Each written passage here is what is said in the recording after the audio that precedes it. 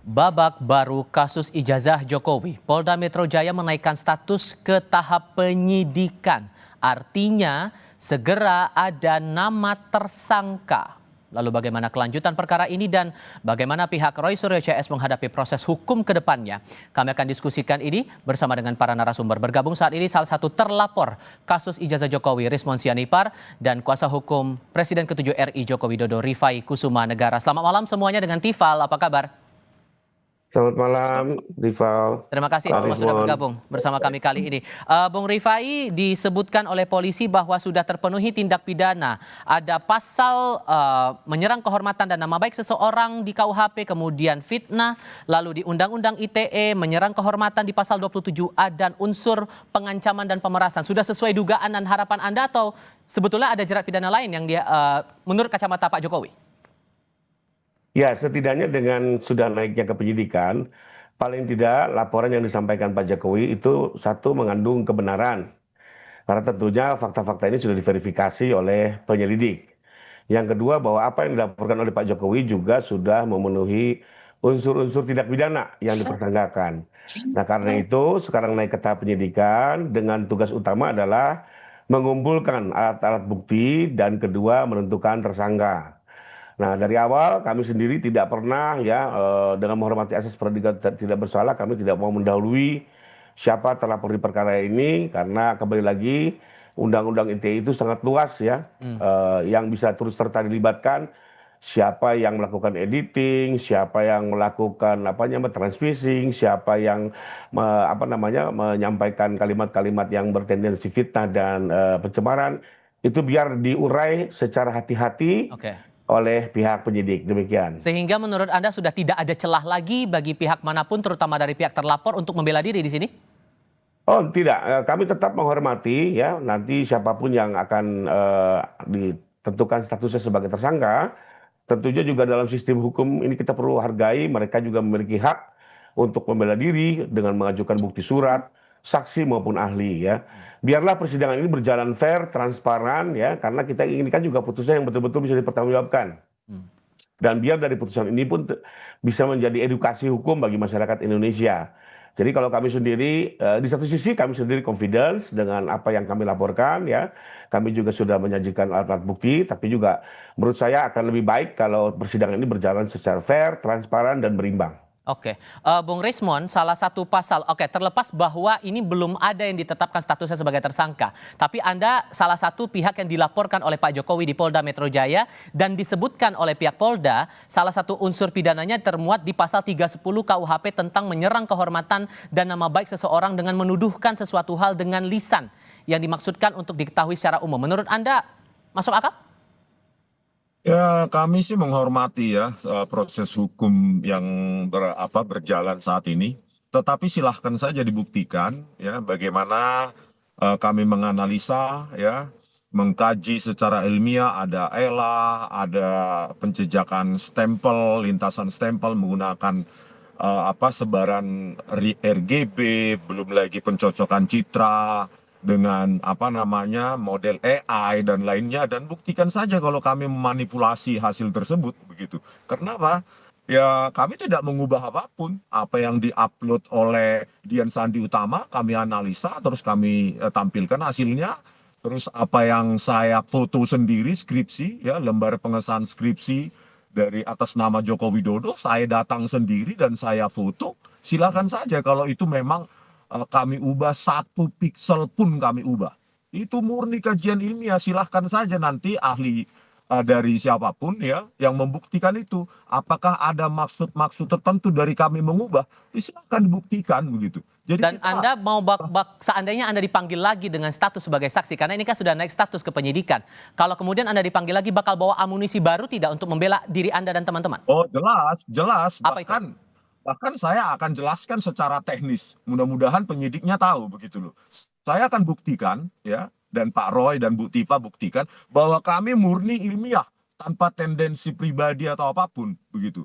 Kalau output dari ilmiah itu mengatakan fake ya, atau tidak otentik atau palsu, ya it is what it is gitu. Jadi jangan langsung didefinisikan itu pencemaran nama baik atau mengubah-ubah. buktikan saja 1 pixel karena citra atau video itu terdiri dari 1 pixel, ya 8 bit. Ya, 8 bit dikali 3 warna 24 bit. Silahkan buktikan kami mengubah sedikit pun, 1 pixel pun kami ubah, kami tidak mengubahnya karena memang apa? Ya, murni kami ilmiah gitu. Silahkan dibuktikan nanti ahlinya yang menuduh kami mengubah dengan pasal berapa itu 32, 35, ayo berargumen. Bahkan pada saat gelar perkara khusus sebenarnya itu adalah forum terhormat untuk membantah argumen kami. Nah. Tetapi dari ahli pihak Pak Jokowi maupun ahli dari pihak Bareskrim tidak ada yang kami dengarkan sanggahan tersebut. Mereka tidak siap gitu. Sorry saya potong di situ. Karena di sisi lain begini Mas Rifai, karena kan belum lama ini sudah kita lihat proses gelar perkara khusus dilakukan di Bareskrim Polri. Sementara saat yang tidak lama setelah itu di Polda Metro Jaya sudah dinaikkan status kasus aduan dari klien Anda ke tahap penyidikan. Apa Anda merasa bahwa dari GP khusus yang berlangsung di Bareskrim ini tidak akan mengubah atau ada kekhawatiran justru akan mengubah di sini? Ya, kalau kami sih berpandangan gelar perkara khusus yang terjadi di Bareskrim itu berdiri sendiri dengan tujuan mengevaluasi penyelidikan yang sudah dilakukan oleh pihak di Treskrimum Bareskrim. Nah, sementara yang di Polda sendiri itu juga berdiri sendiri ya. Dan kebetulan di hari yang sama mereka juga ternyata melakukan gelar perkara. Setelah juga memang sebelumnya mereka kan melaporkan sudah memeriksa puluhan saksi, mendengar 7 ahli ya. Bahkan di beberapa waktu sebelumnya kami sendiri mempertanyakan karena sudah berjalan penyelidikan hampir 3 bulan. Ya, karena kan setelah penyelidikan pun naik ke penyidikan masih juga butuh waktu. Dan rata-rata biasanya sama tuh 3 bulan lagi. Lalu kapan melaju ke persidangannya lebih kurang itu yang waktu itu kami pertanyakan. Nah, ternyata di hari yang sama setelah gelar perkara khusus Bareskrim selesai, keesokannya kita dapat berita ya yang di Polda itu sudah meningkatkan ke tahap penyidikan. Jadi menurut saya sih ini sesuatu yang terpisah sekalipun mungkin waktunya hampir berdekatan ya. Karena sampai sekarang pun juga untuk yang gelar perkara khusus Bareskrim kan belum ada hasil. Jadi bagaimana kita bisa mengkaitkan karena belum ada hasil juga yang di sana. Satu hal lagi bahwa dari pihak Roy Suryo CS masih merasa ada upaya kriminalisasi dengan memasukkan pasal dalam Undang-Undang ITE. Menurut Anda Bung Rifai gimana membaca itu?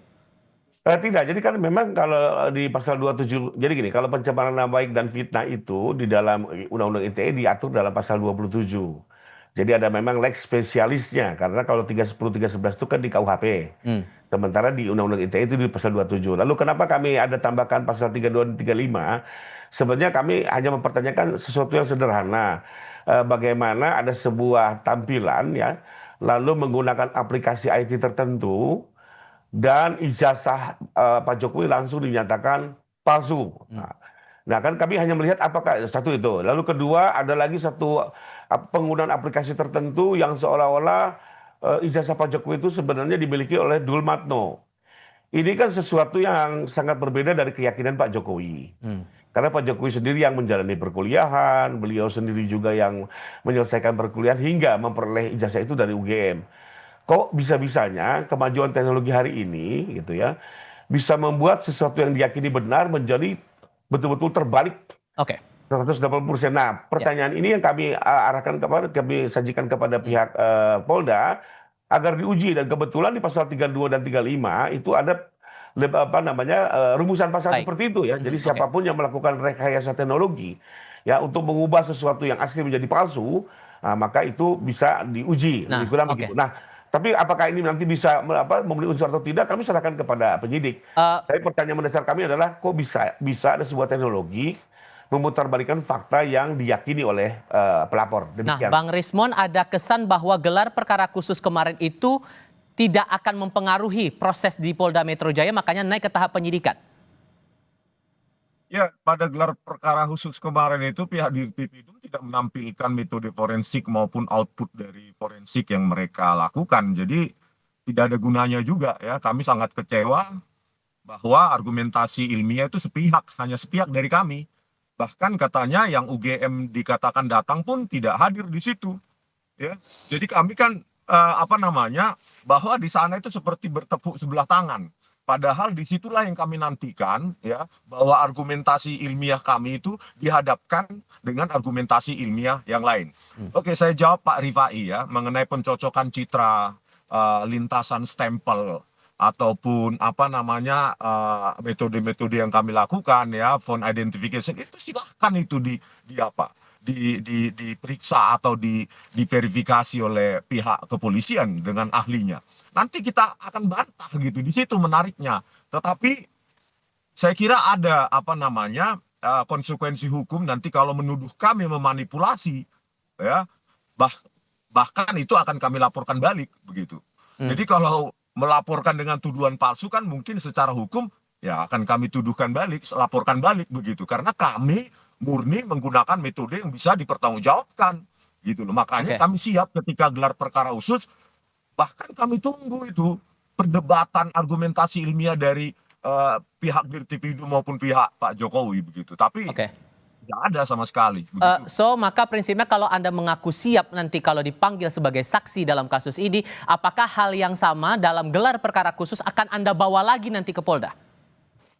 Ya jelas kan di apa namanya pertanyaan pada saat klarifikasi itu kan sudah teknis ya. Waktu saya ditanya diundang klarifikasi 2 kali itu di Bareskrim, di Polda atas laporan Joko Widodo, dan yang kedua atas laporan yang lain itu kan too technical gitu. Nah, jawaban itu sebenarnya saya curahkan, saya berikan di tempat yang formal, tempat yang semestinya, yang terhormat, yaitu gelar perkara khusus tersebut. Supaya itu kami sajikan di depan ahli-ahli mereka, bukan di depan penyidik yang latar belakangnya sarjana hukum gitu, Pak. Jadi interpretasi itu menjadi kabur, takutnya seperti itu. Tapi jika memang diundang lagi atau dipanggil lagi, ya saya siap untuk menjelaskan seteknis-teknisnya. Begitu. Bahwa kami tidak mengubah apapun seperti yang dituduhkan. Begitu. Bung Rifai, singkat saja terakhir, apa yang Anda harapkan dari proses ini? Karena kan ini sudah lama juga perjalanannya. Ya, pertama sih kami mengharapkan semua perkara itu kan harus ada akhirnya ya. Baik yang kami laporkan di Polda maupun yang diajukan oleh TPO kepada Pak Jokowi di Bareskrim. Ya, kami menghormati semua upaya hukum dan kita harapkan tetap harus ada hasilnya, karena bagaimanapun juga masyarakat juga kan menanti ini seperti apa ujungnya. Tapi yang mau saya sedikit tambahkan mengenai gelar perkara khusus di Bareskrim ini sebenarnya sesuatu yang berbeda dengan Polda ya. Lalu yang disampaikan bahwa saya kan sama Pak Rismon sama-sama hadir. Kita ini hadir di sesi pertama. Sesi kedua justru saya dapat informasi ya dari Kompolnas. Di situ ada sesi di mana pihak UGM sendiri didengar, termasuk juga semua tenaga ahli dari puslapor. Ya, dan memang mereka itu memaparkan bukan kepada pelapor atau ahlinya, mereka memaparkan kepada Itwasum, Propam, Biro Wasidik, termasuk Komnas HAM, Ombudsman, Kompolnas, DPR Komisi 3 dan segala macam. Jadi memang mereka itu kemarin tidak memaparkan kepada pelapor, tapi kepada pihak-pihak ketiga yang kami nilai apakah kinerja penyidik ini berjalan benar. Sementara kami juga tidak ikut waktu saat dengan UGM maupun dengan puslapor. Kalau nggak ikut kok hanya bisa untuk meluruskan tahu, aja. Disampaikan Kompolnas kan secara terbuka oleh Kompolnas. Sudah kami tangkap poinnya. Sudah kami tangkap poin dari keduanya, tinggal menunggu proses yang berjalan di Mapolda Metro Jaya. Bung Rifai, Bung Rismon, terima kasih sudah berdiskusi bersama kami. Selamat malam semuanya.